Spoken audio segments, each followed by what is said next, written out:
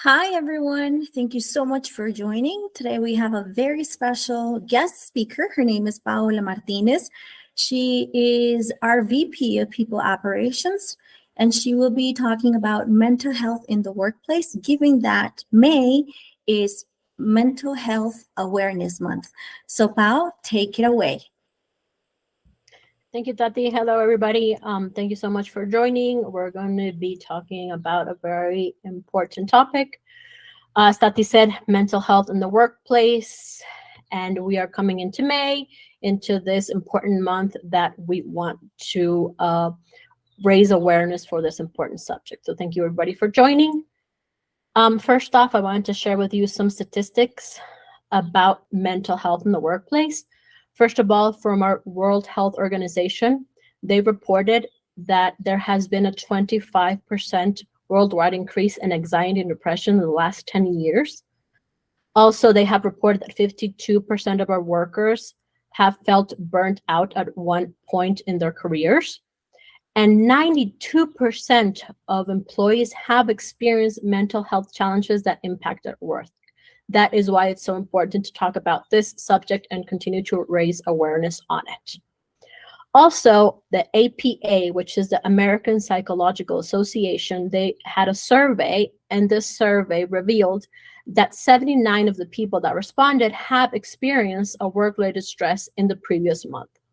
Also, 32% reported they have had suffered from emotional exhaustion, and also 32% have reported that they have taken a sick day due to stress related in the workplace.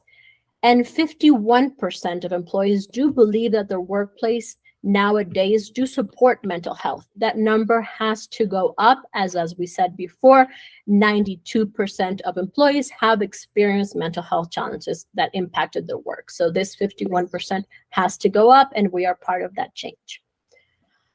First off, to understand mental illnesses and mental health, we must do a small dive into our brains and how they work and what happens in our brains and our nervous system that can cause or be related to mental illness.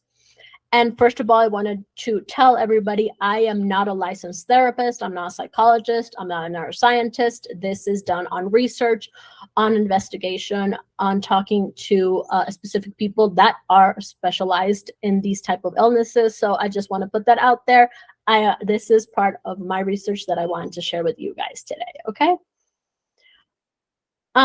First of all, we are going to talk about our brain functions from our different lobes.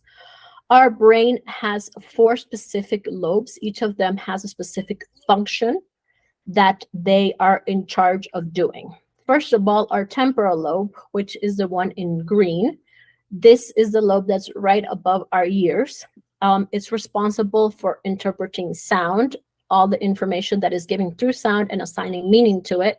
It regulates also feelings such as motivation, emotion, learning, and anxiety.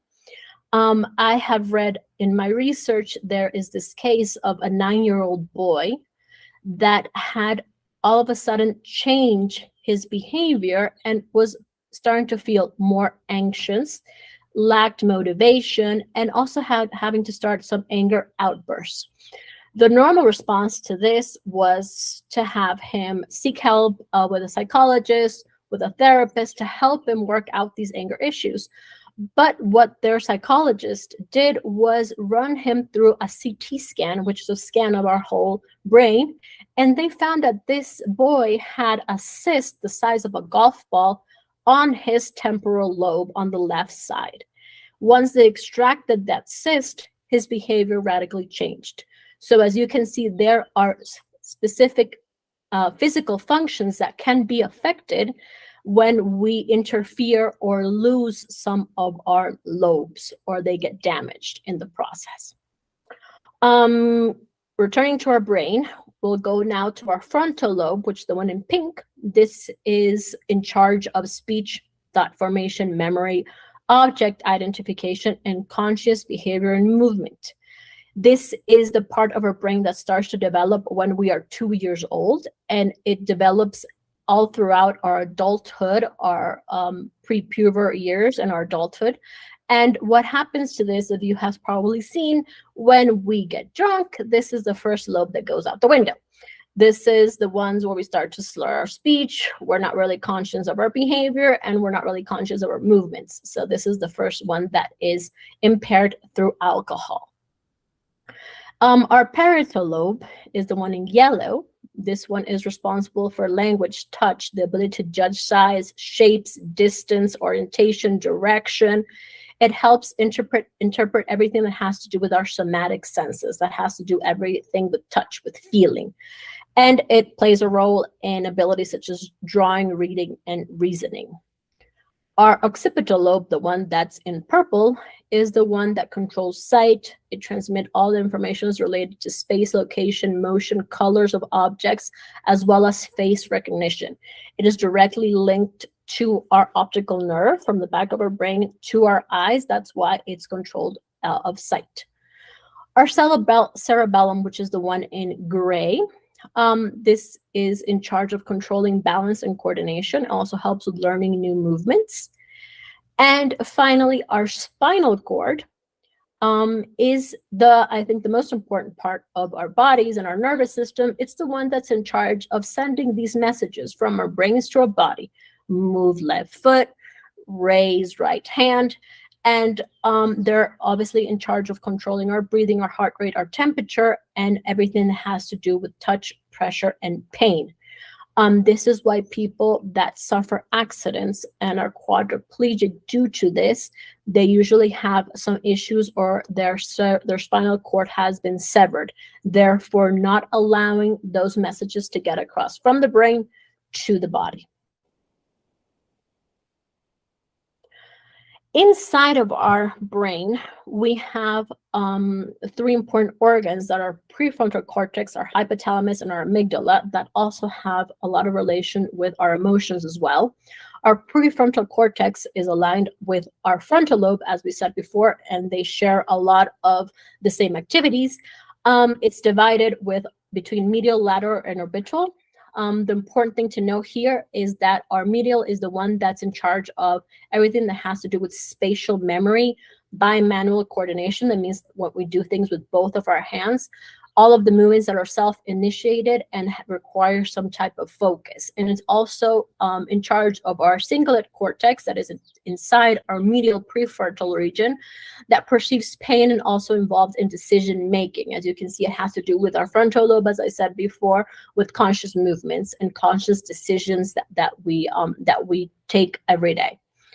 Our lateral prefrontal region is in charge of reasoning, orientation, and the foundation of behavior. And it helps us with organizing tasks, daily routines, switching from one task to another, switching that focus from one to the other. And our orbital prefrontal region is the one that's in charge of impulse control, emotional processing, and social recognition, and also mediates the aspect of eating and self-regulation. Our hypothalamus, the one that's in light green, this is in charge of memory. Our hypothalamus is in charge of attaching sensations and giving reason and emotion to our memories. We have two types of memories. We have the declarative memories, which are related to facts and events, and we have the spatial relationship memories, which are related to pathways or routes. That's how we know how to get from our house to the supermarket. And the most important part of our hippocampus is that this is the part where we relate our short-term memory with our long-term memory. It makes that connection, and it starts to form this connection, and it stores these memories in the brain. If you guys have seen or remember the movie 50 First Dates with Adam Sandler and Drew Barrymore, she suffered from this condition. She had suffered an accident which had impaired her hippocampus, and this had resulted for her not being able to do that transition in her sleep and to change her short term to her long term, and everything was wiped clean at the next day, as if it was the next day after the accident, and many years had gone by. So it's a funny movie, it's a comedy, but it tackles this particular issue which happened to her. Our amygdala, the little red dot that we have there, it's in charge of regulating our emotions such as fear and aggression. And it also gives emotional meaning to our memories. It influences our cognitive process. What is a cognitive process? Is memory formation, decision-making, attention, and social behavior. And it reacts to stress and emotional arousal. It's the one that's going to light up when we have to regulate emotions, strong emotions such as fear and aggression. Our central nervous system is composed of our brain, as we saw before, of our spinal cord, and our neurotransmitters are our body's chemical messengers. They interact throughout all of our brain. They are in charge of sending synapses, which is our like little lightning bolts that go on from neuron to neuron. As we can see here in the purple, they send messages from one neuron to the other through these little lightning bolts, and this helps us regulate all of our automatic responses, such as breathing and heart rate. But most important, they regulate all of our psychological functions. That's why when we have a balance impairment in our brain, we are more likely to suffer a mental illness. So this regulates learning, moods, fear, pleasure, happiness. When we have neurotransmitters and we do not have enough information to send from one neuron to the other, or we don't have enough chemicals to send it from one neuron to the other, that's when problems start to arise. What are the most common neurotransmitters? We have adrenaline. I believe we have heard a lot about adrenaline. It's our fight or flight neurotransmitter. It turns on when we are in a dangerous situation, when we have to make an important decision. That is why we call it the fight or flight neurotransmitter. Our noradrenaline is in charge of concentration. Our dopamine is our pleasure neurotransmitter. Our serotonin regulates mood. This is the neurotransmitter that is most associated with mental illnesses because it's the one that suffers the most with these chemical imbalances and can lead to mental illness. Our GABA neurotransmitter is related to calming ourselves. It's the one that calms and brings us down from these high emotion, and it's related to our cortisol levels. Cortisol levels are in the blood, and they are related, and they peak when we have high stress. High stress levels leads to high cortisol levels. And our GABA, when we have a GABA depletion, we won't likely have high cortisol levels. Our acetylcholine is related to learning. Our glutamate is related to memory, and our endorphins are related to euphoria. They are usually related to things that have to do with physical work. When we work out, we go to the gym, etc. We usually stock up on endorphins. So what are the most common mental illnesses in the world? Health illnesses in the world. I'm going to jump into most of the common. There's a lot more, but these are the ones that we can see more, and we're going to talk specifically about the symptoms, how to identify them in ourselves and in other people. So we have depression, we have schizophrenia, we have anxiety disorder, post-traumatic stress disorder known as PTSD, obsessive compulsive disorder known as OCD, hoarding disorder, body dysmorphic, trichotillomania, and bipolar disorder. I'm starting off depression. It's one of the most common mental health illnesses in the world, and it affects our mood. It affects how we feel, think, behave. It can lead to emotional and physical problems if not treated. It's usually a sensation of sadness, hopelessness, loss of interest that can lead to anger outbursts, sleep disturbances. Either we have insomnia or we sleep too much due to the fact that we are tired, that we have this feeling of hopelessness. It can also have issues with our relationship with food.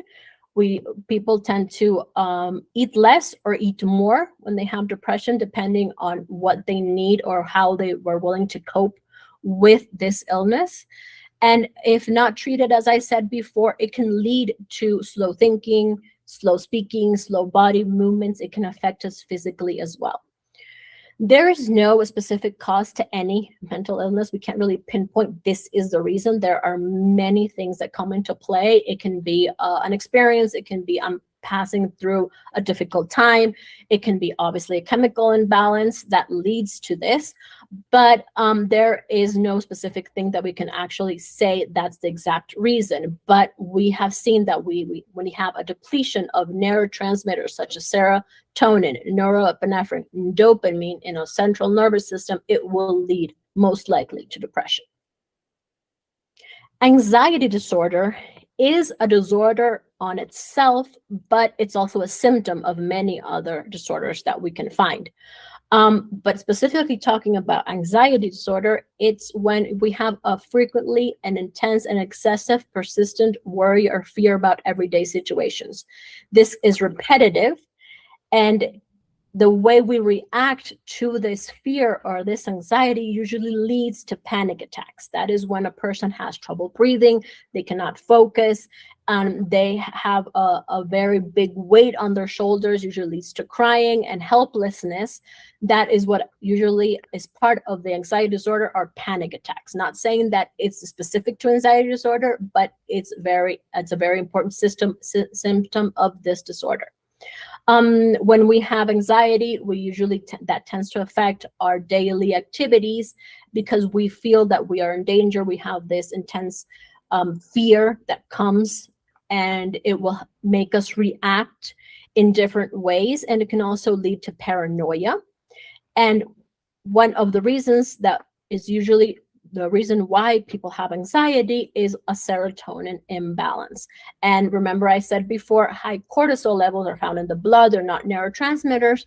But when we have high cortisol levels, we have high stress because we are constantly anxious. That will raise our stress levels as well. Bipolar disorder was formerly known as manic depression. It's a disorder that combines two specific mood swings, very low depression and very high mania or euphoria. This can be in the same day. This can be 3 months with depression, 2 weeks with mania. There's not a specific time frame for this, and it usually will impair the person day-to-day activities. They can usually have 3 or 4 days of euphoria. They do not sleep. They take their bodies to the limit. They will not have any type of rest, or they will not rest their mind or their body. That will affect their physical condition in the future, and then all of a sudden go to the low side of depression and not being able to move and not being able to function in their daily activities. When we're talking about schizophrenia, which is another disorder, this affects how the person thinks, feels, and behaves clearly. Moreover, it's a disorder that affects your perception of reality. People that have schizophrenia tend to not view reality as everybody else around them views it. They tend to hear voices. They tend to find objects or people where there are none. And this is obviously will affect their day-to-day activities, their concentration, and also their memory. Schizophrenia usually comes around young adulthood into adults. There are few children that have been diagnosed with schizophrenia. It does exist, but it's more into young adults when you start first seeing the first signs of schizophrenia. And it's related to serotonin, dopamine, and glutamate depletion of chemicals in our brain. Post-traumatic stress disorder, known as PTSD, it comes when we experience or witness a very terrifying or traumatic event. So when that person undergoes this specific trauma, they are not able to overcome it and have continuous flashbacks, nightmares, anxiety, because these images and these memories are flooding back into their brain, and they are very anxious about it, and they start to remember it, and it brings them back to that traumatic event. This is one of the disorders that will most likely get worse if not treated. All of them will get worse if not treated, but PTSD specifically is very important to treat because it is related to an event that you have suffered, and you need to deal with that event in order to move on. Obsessive compulsive disorder, OCD, is a combination of obsessions and compulsions. What does that mean? It's a pattern of unwanted thoughts and fears. When we have a pattern of this, of unwanted thoughts and fears that always come into play with our mind, those are called obsessions. We're obsessing over things that we don't want to. We're not obsessing over the flowers. We're not obsessing over kittens. We're obsessing over something that has to do with fears and thoughts that are continually coming into your mind, and that turn into obsessions. And that leads to repetitive behaviors. I'll take an example here. Usually people that suffer from OCD tend to be very clean. They believe that if they're not clean and their house and everything around them is not perfectly clean and disinfected, they will most likely die because of an infection or something will happen to them. So they engage in repetitive behaviors in order to calm those obsessions. They will clean every 2 seconds. They won't let anybody in their house. They use gloves. Any behavior that will help them cope with that obsession, but it turns into this circle of non-repeat between the obsession and the compulsion. You cannot, this is not something you can say, oh, just ignore it or don't talk about it. It has to be dealt with, and it has to be targeted specifically to what that fear is. As I've said before, there are many, many reasons that this comes into play. And it also comes into play as how that person was brought up in childhood. It sometimes comes with traumas from the past. We've had a mother or a father or some type of guardian that was very obsessed with something, and we learned from their behavior and we started to repeat that pattern ourselves. And it often occurs in men. More than women, it occurs in men.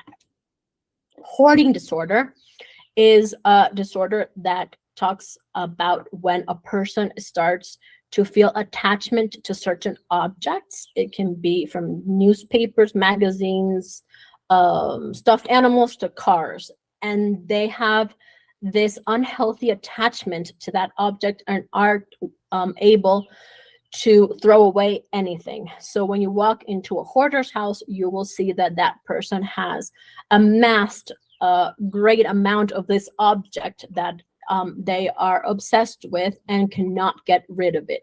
And this usually tends for that person to be anxious if something happens to this. And it also tends for that person to become a loner or secluded because they want to keep their world intact with this object next to them. Body dysmorphic disorder is a health condition that is aligned with how we view ourselves, and specifically how we view our flaws. A person that suffers from this disorder will likely look in the mirror and see 100 flaws when there are probably one. And this will have that person be completely insecure of themselves, constantly checking their appearance, only focusing on their appearance and the appearance of others, and ultimately leading to expensive and dangerous cosmetic surgeries to fix those flaws that they didn't have in the first place. And this also becomes an obsession for that person. And lastly, we have trichotillomania, which is a disorder in itself, but also a symptom of various disorders as well. It's the hair pulling disorder, is when we try to find an outlet for anxiety and we inflict pain on ourselves, or we inflict self-harm by pulling our hair, and people usually tend to eat their hair as well, causing any type of bowel obstruction that can lead obviously to physical harm or even death. And it can also lead to a person being very anxious because they've developed or a bald spot, and they cannot function very well in society or at work. So what do I do if I identify these symptoms in myself? This is just 4 steps of what we recommend that you should do. First of all is to accept them. You have to first accept what you're going through, not dismiss it, not find a culprit, not judge yourself, not trying to find reasoning outside of what you are living. I recommend that you log all these behavioral symptoms that you might find in yourself. find what triggers it, find what makes it go up or down, find it if it's something that has to do with events that you are undergoing, it has to do with some physical change that you might have, and then that can lead or trigger specific symptoms. Please log them. So the next step, you can seek help. And through a psychiatrist, a psychologist, somebody that can help you, and they will likely ask these questions. So you already have that information, and you can have a better assessment with your doctor. Find a licensed therapist to guide you. Don't just Google it. Don't just think that you will find the answer on Google. You have to talk a lot more with licensed therapists and people that engage daily in mental challenges and how to be able to treat them. Also, I recommend that you alert family members, coworkers, friends, people that you trust. You don't have to go through this alone. As you saw in the statistics before, 92% of people have gone through this at one point in their life, and obviously in the workplace. So nobody's alone here. There's no taboos here, and we are all here to help. So that is the idea, that you have to raise your hand and get that help for yourself. Lastly, you have to follow the treatment that best suits you. Do not try to follow what you heard a friend do, or a past experience of somebody you know that might not be specific to your issue at hand. It might have another root cause. The treatment might not be the same, and everybody works in different ways. Our neurotransmitters are very unique to us. So when you start to have, for example, you start to take medicine to help with those chemical imbalances, you will probably have to go through different types of medicine that until you find that perfect one that matches your specific chemical imbalance. There is no one size fits all solutions when we are dealing with specific disorders. Also, I want to talk to you about what you can do to support a person with a mental health challenge. When you see it, when your friends, your family, your coworkers, as a people leader, what can you do? So we have something that's called the 5 A's of a non-therapist approach. The first one is pay attention. The second one is approach people. The third one is accept the person. The fourth is be authentic. And the fifth is advice on options. Those are the 5 A's of a non-therapist approach to helping and supporting a person that has a mental health illness. First of all, when we pay attention, when we work every day, as you guys know, we spend enormous amount of time out of our lives working and interacting with our coworkers, so we can pick up on small changes. We can see what has happened to that person. It might be something very small, just like a physical appearance change. It might be something very big, that they are missing important deadlines, they're not attending important meetings. We've had probably some negative feedback by clients or somebody related to that person.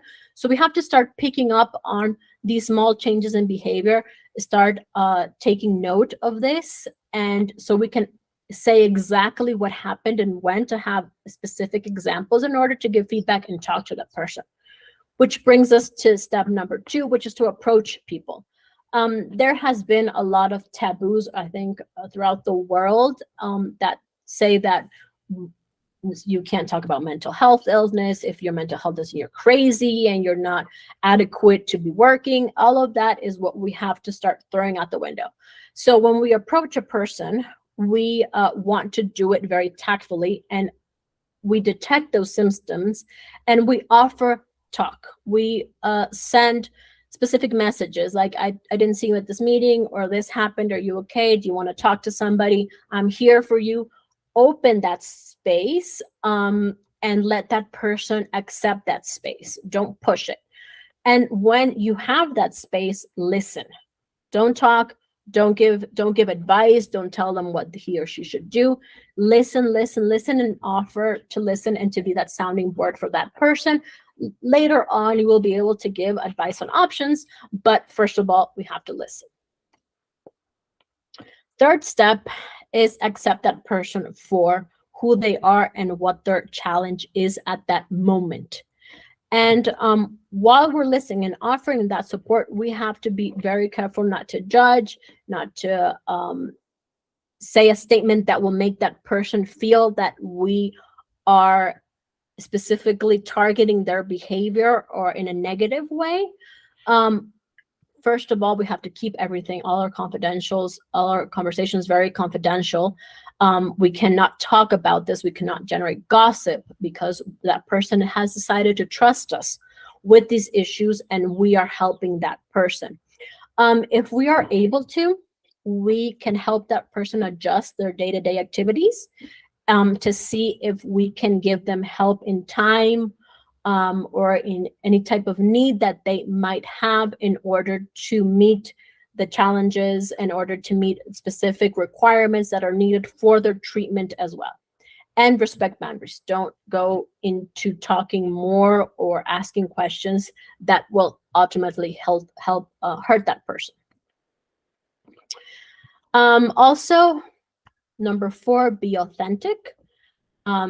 You as a person, if you're not a licensed therapist, obviously we are qualified to give therapy of such. Don't play that role.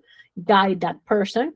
You can share your struggles and experience. You can be authentic and be vulnerable with that person as well. You can always be transparent in your communication. Be clear on what you as a person can do to help and what you cannot do. And also research. Research will help you identify those symptoms and help that person as well. And 5, you can advise on options. Map them, understand them, bring concrete offers. How can I support you if it's something that you can do or you can transmit to another person to do so?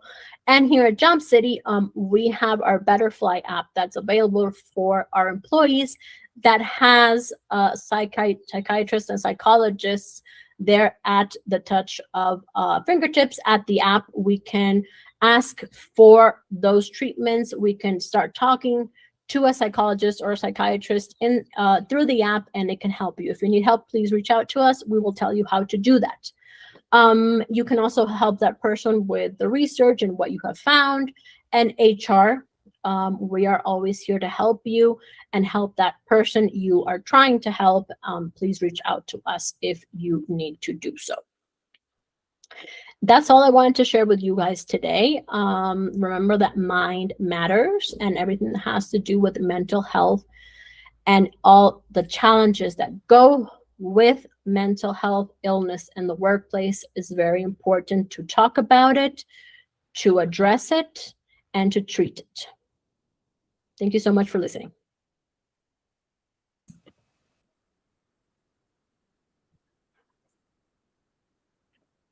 Thank you, Pao. Thank you so much for such an amazing talk, for making us aware of such an important topic. Yes, our physical health is important, but our mental health is just as important, or even more important sometimes. We have some questions in our chat, so I am going to go over and read them to you. Well, the first question is, Gabi wants to know, how can we guide a workmate if we notice he or she requires help? Perfect, Gabby. You can start with what we shared right now, which is the 5 steps of the non-therapeutic approach. First, pick up on those small behaviors, log them, approach that person, talk to them, offer your help, and then guide them to where that person wants to go. You can never force a person to do anything.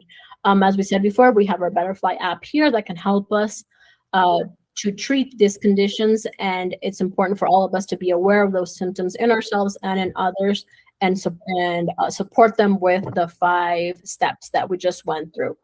We can share this afterwards if you guys want, so you can have those 5 steps at hand. So if this happens in the future. Thank you, Pao. We have another question from Jaisha. She wants to know, Pao, what do you think of exercising to help us cope with any mental health illness? Exercise has always been something that all psychiatrists, psychologists, and mental health professionals put on their top of the list to say that can help you generate these chemical imbalances that we can have due to issues that have come up with our brain. So as I said before, our neurotransmitters, one of them are endorphins, they are generated through physical activity. So that helps. And also serotonin levels have been seen to help when a person is going through a mental illness if we have a physical activity, not because it will automatically generate the chemical, but it will give us an outlet for our anxiety. And that, I think, is the best thing that we can do with physical activity.